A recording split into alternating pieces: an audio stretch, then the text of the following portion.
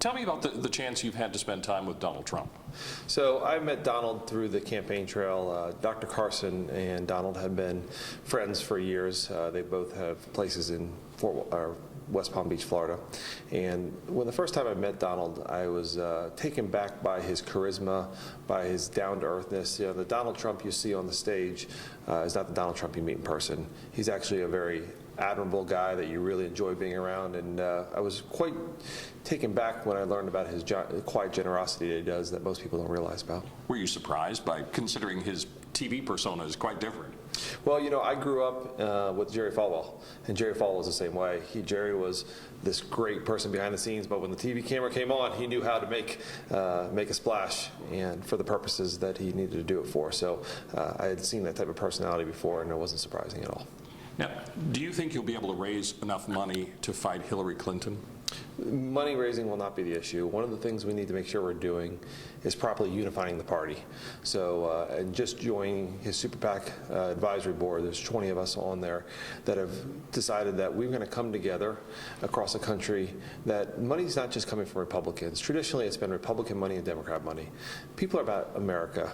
Businesses that for a long time have given to a cause such as Republicans or Democrat are now saying we're giving to a different type of cause. We're giving to the cause that we need to reduce regulation.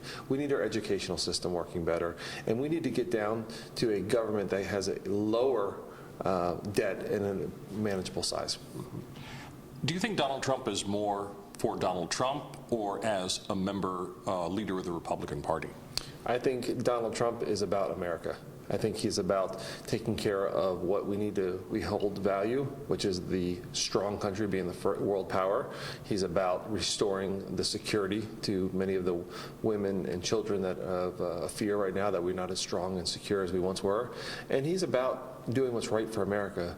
The one thing that I really think is a difference between Hillary Clinton and Donald Trump is Donald's going to do what's right for America before what's done what's right for himself. And I think the Clintons, unfortunately, have chosen sometimes to do what's right for themselves before they do what's right for the country. They both have really high negatives when you look at the poll numbers. Well, I think that's just part of this type of race.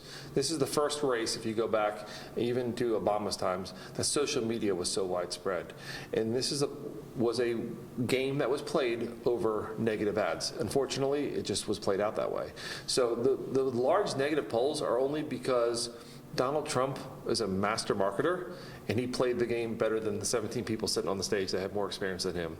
And because he did that, he said what he had to say to get the people riled up, and he knew that if he owned the media, which no one comes close to the amount of unearned media that he owns, then that would be the chance of success, and it played out perfectly.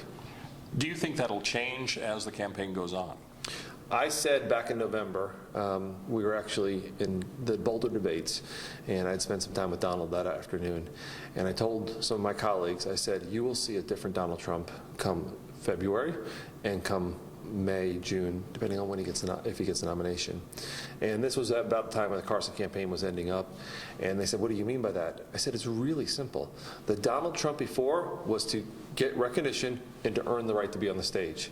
Now he's already done that. So what he's looking at now is a presidential Donald Trump. You're going to see someone that is going to come out, that is going to attack the side that attacks him, but eventually he's going to look more like a president.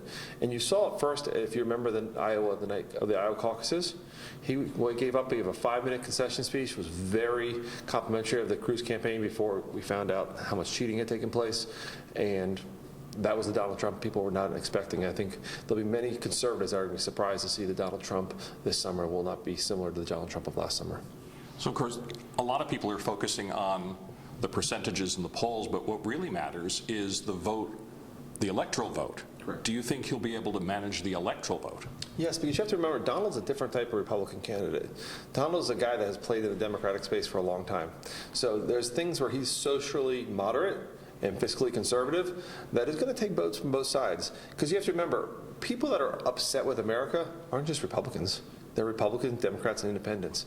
And the people that want to restore a citizen statesman to going in there and changing Washington are voting on both sides of the aisle.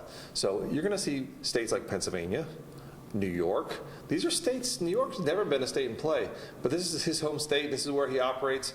He doesn't have a negative rating in that state.